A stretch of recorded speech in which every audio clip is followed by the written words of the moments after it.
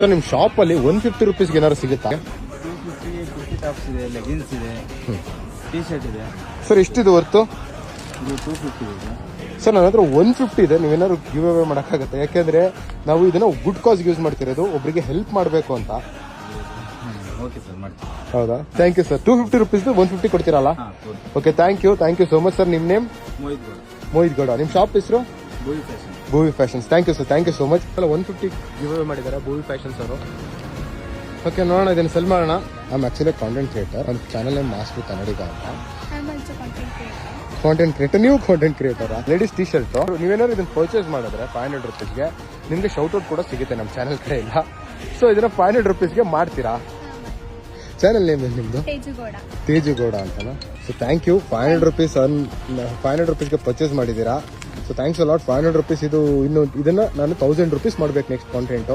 Help ಮಾಡ್ತೀರಾ ನನಗೆ?